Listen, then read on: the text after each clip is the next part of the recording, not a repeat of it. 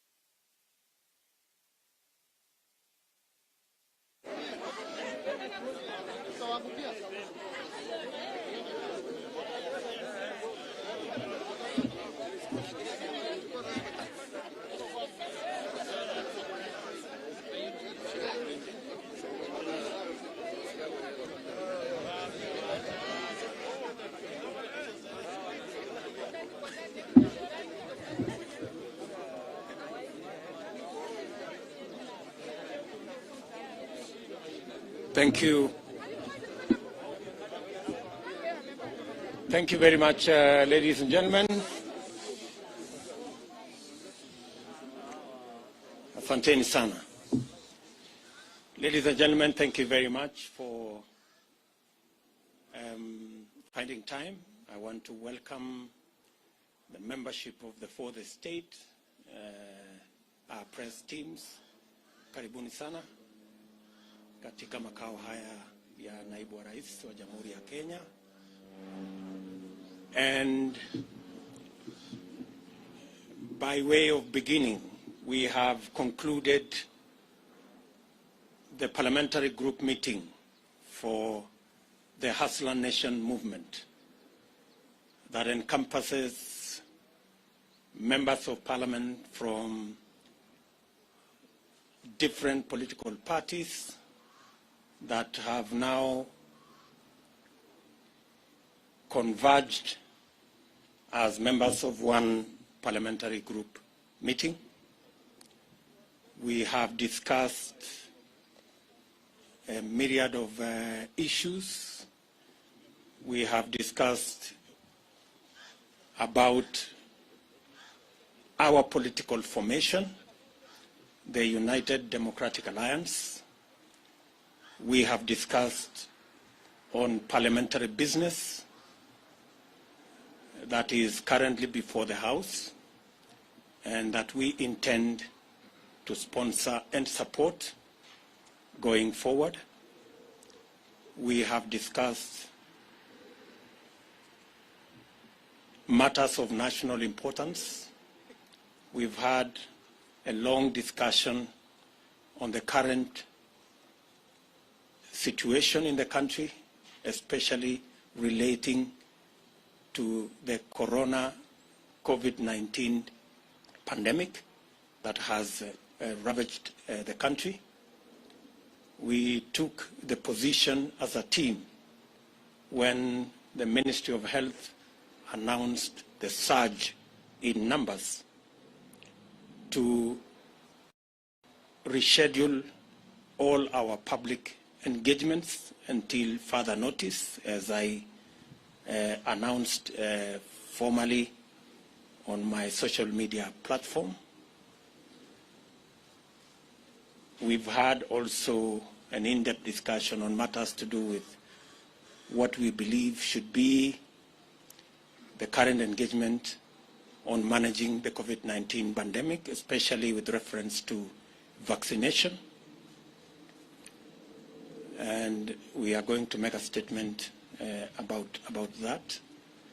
We also appreciate this political situation in the country. And we've also discussed on other matters of housekeeping and how we intend to engage the public in our responsibilities, different responsibilities as members of parliament, as senators, and as leaders in the Republic of Kenya. Ladies and gentlemen, we have a short statement that we are going to make. We appreciate that, as we said about 2 years ago, that it was the intention of this team to change the political conversation in our country. We are very proud and happy that finally the conversation in Kenya has changed.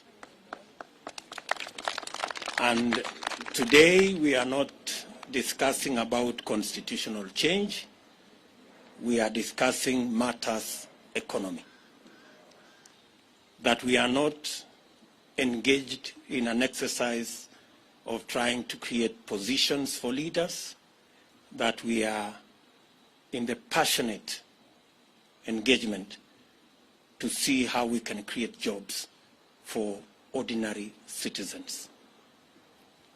That today in Kenya, the conversation is not about leaders and what is in it for them in the next political dispensation. The discussion is what is in it for Mama Mboga, the Boda Boda Kais, the ordinary people in Kenya. We are very proud that while in the past we were discussing about the Prime Minister and Deputy Prime Minister and other positions, today Mama Mboga has taken the center stage. And the Boda Boda guy is at the heart of the political conversation in Kenya. We welcome our competitors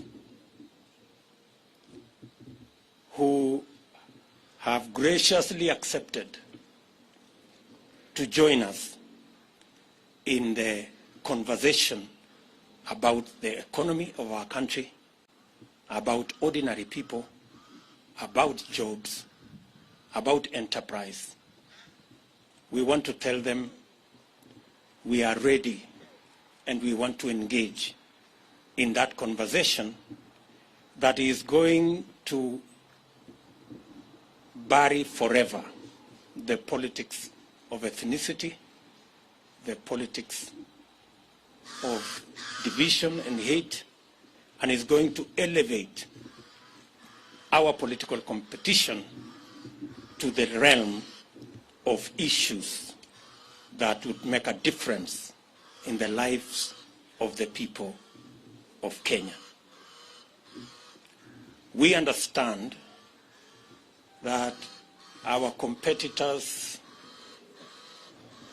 have criticized matters to do with the economy and matters to do with our bottom-up model. We welcome all the criticism because it is an avenue for us to improve on our model. And while we are at it, they should equally explain to the country how their trickle-down economic model that has not worked for the last 50, 60 years is going to work this time round. It is a healthy conversation. We want to persuade them to remove insults and the reference to bottom-up or bottoms-up liquor competition or anatomy of different parts of the body. We should get rid of those insults. Let us have a healthy competition, a conversation about the economy of our country. Kenya will be a lot better, and Kenya stands a chance to be greater when we all engage in issues, especially on the bottom-up economic model, to lift the millions of citizens of our nation that today either are jobless or are hustling, or farmers and pastoralists and herders who are on food relief. It is our very considered view that our focus on these 15 million Kenyans will not only help us broaden and expand and recruit new taxpayers. We will have the necessary, they will help us to raise the necessary resources to run government, and also the necessary resources for us to retire debt that is becoming a crisis in our country. I do not wish to say more than that. Let me now request, starting with Alice Wahome, to begin our statement. Alice. Thank you, Your Excellency. Members of the press, this is a written statement signed by all the members that are present for this press conference. I'll start. Kenyans desire a new, inclusive, people-centered conversation on the future of our nation. That's our title. The governing Jubilee Party has collapsed. The opposition NASA coalition has disintegrated. The Hasran nation has found a new home in the United Democratic Alliance. We welcome all Kenyans who desire a greater future to join us in the United Democratic Alliance.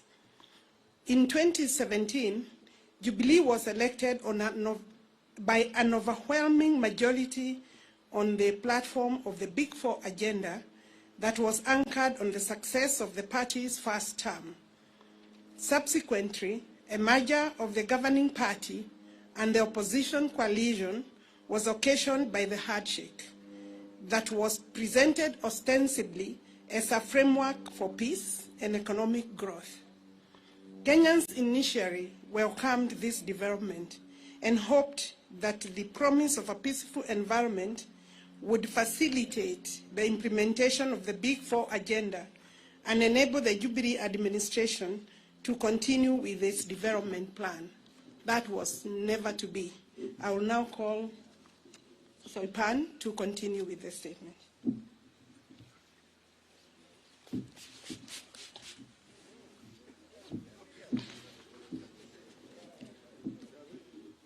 Sadly, this framework degenerated into an unnecessary, arbitrary, selfish, and unconstitutional attempt at changing the Constitution that occasioned unlawful and unbudgeted expenditure of billions of shillings of public resources that are to date unaccounted for and are a subject of the Auditor General's inquiry.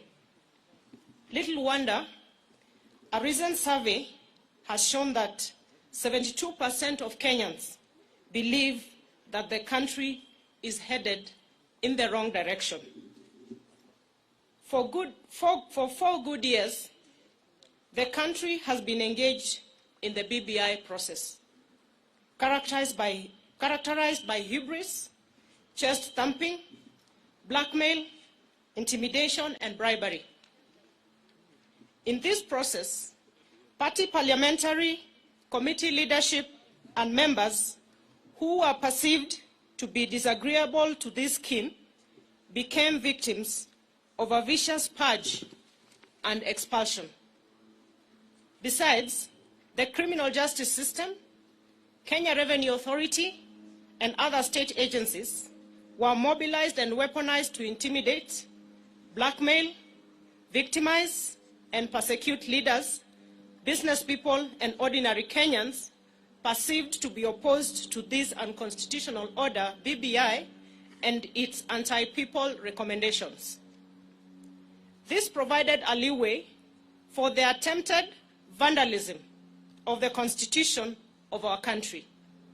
Fortunately, the judiciary made a very profound decision affirming the supremacy of the people, their constitution, and independent institutions.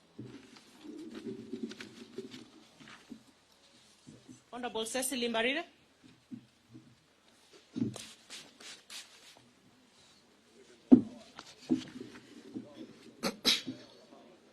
Regrettably, the NASA coalition, its principals, and their Jubilee collaborators took the government hostage, hijacked its agenda, and, one, completely destroyed the governing Jubilee party and dismembered the entire opposition plan. 4, criminalized hustler enterprises in places like Nyamakema, Gikomba, Kamukunji, Kirinyaga Road, and River Road, amongst others. 5, presided over the brutal or inhuman evictions and demolitions of the vulnerable and destruction of private property in places like Kariobangi, Ruai, amongst many other places across the country. 6, mismanaged the economy, leading to stockpiling of public debt to unprecedented levels that has occasioned the current economic crisis that our country is facing. I wish to call upon Honorable Benjamin Tayari. Thank you.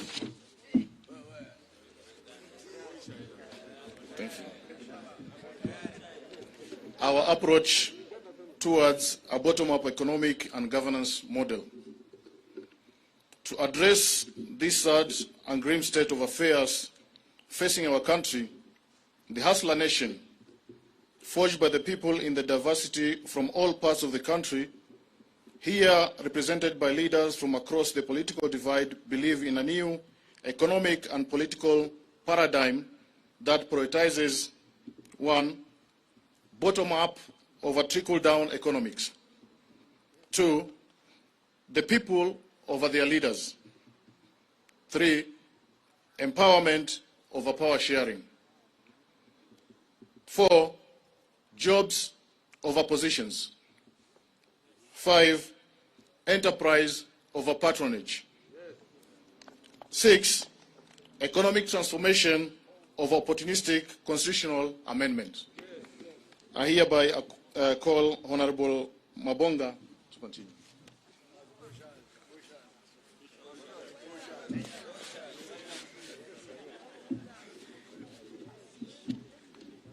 Focused on this new paradigm and through a bottom-up economic and governance model, it's possible to enable the over 15 million Kenyans at the bottom of the pyramid to be active and meaningful participants in the economy through deliberate, 1, public/private labor-intensive investment framework to create jobs, 2, financing instruments and mechanisms to spur, promote, and empower hustler enterprises such as Mama Mboka, hawkers, bodabodas, artisans, artists, among others.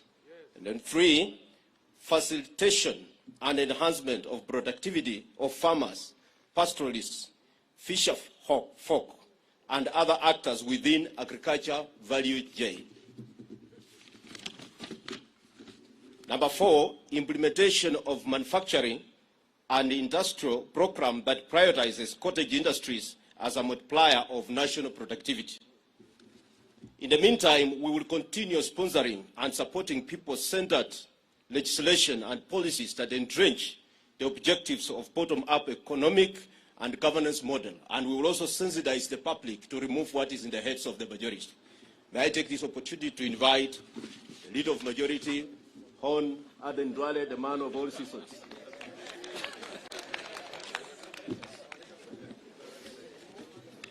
Thank you, Member for Bumula. It is our considered view that to open up the economy, and this is on COVID-19 pandemic, as the PG, we have deliberated the matter, and we are saying it is our considered view that to open up the economy and to facilitate economic activity among our people, especially for the millions of hustlers, it is imperative on the part of government to proactively and decisively deal with the COVID-19 pandemic. Currently, our country in the world is focused on the speedy mass vaccination of its population. We expect the Ministry of Health to, without any further delay, to roll out the vaccination of Kenyans with immediate effect, as earlier communicated by government and more so by His Excellency the President. Through mass vaccination, we can save lives and progressively reopen our community, our economy, the way it has been done in many other countries. That is the end of our statement from the parliamentary group. We had 135 members of parliament from both houses. 15 have sent their apologies. We have 2 of our governors, the governor for Turkana, Governor Nanok, and the governor for Nandi, His Excellency Governor Sang. And I think you have heard what the PG has discussed. Any other question you want to ask, if it is not part of our statement, that means it was not an agenda and we will not discuss it. But I think, as the Deputy President has said, mine is to send a message to our competitors, because the election is about 1 year to come.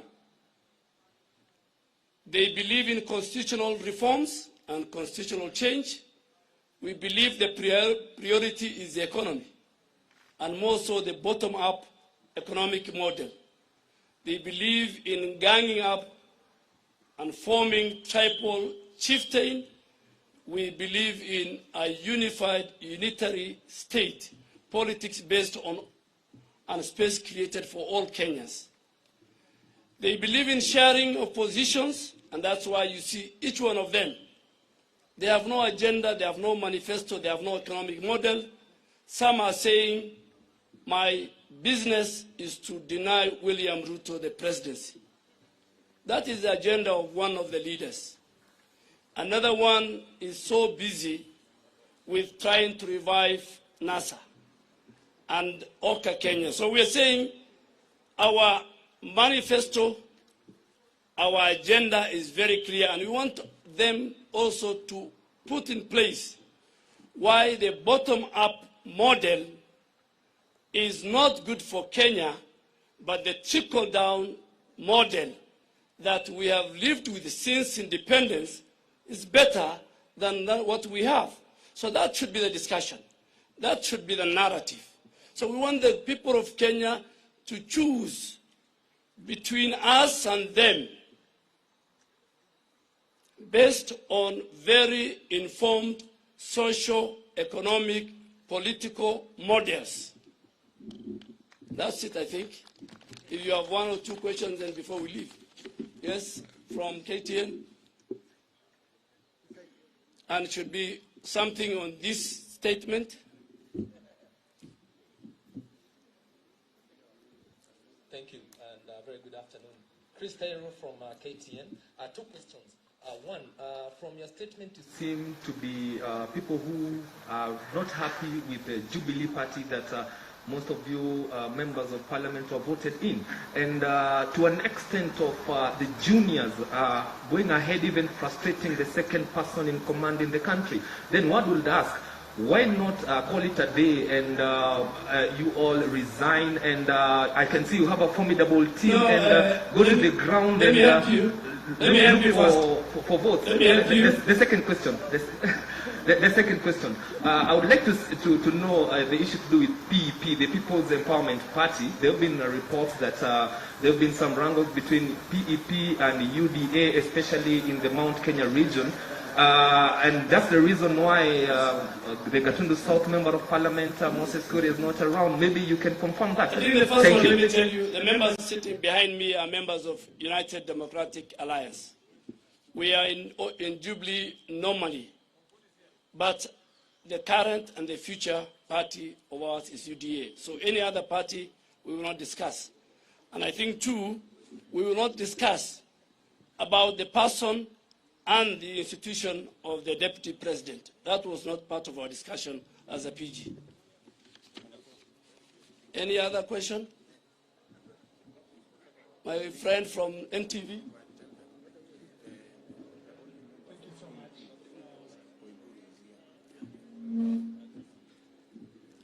Thank you so much. And just before you ask, on PEP, the only member on PEP who is a hustler from the Hustler Nation is here and is part of our PG. And is here. Please. Thank you so much, Seth Olale, NTV.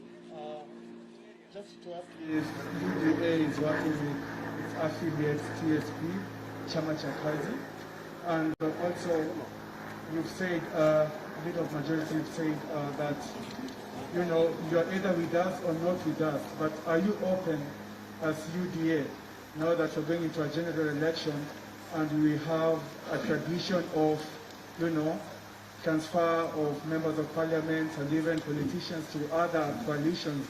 Are you open to work with other coalitions such as OCAN, the rest? Thank you. Thank you very much, Mr. Olani. As has been communicated to you, that was not part of the discussion today. So, at an appropriate moment, when that becomes a subject of discussion in our PG, we will ably respond to what you have said. So please, hold your horses. Any other question? Yes? My question is about bottom-up. Can you be able to, emphasize? We know the numbers of the youth in this country, they have no job. Can you be able to emphasize how are you going to improve that economically? Yeah, good question. Good question there. If amongst the 15 million people at the bottom of the pyramid is about 4 million jobless Kenyans, it is our considered position that through policy change in investments, by investing not in capital-intensive infrastructural programs, rather investing in labor-intensive infrastructural programs, for example, housing, cottage industry, agro-processing, value addition, informal manufacturing, we can create millions of jobs. I know the question many people ask, where are you going to find the money? Let me tell you, we didn't have to look for additional money for us to do the 10,000 kilometers of roads we have done. We changed the model of building roads. We didn't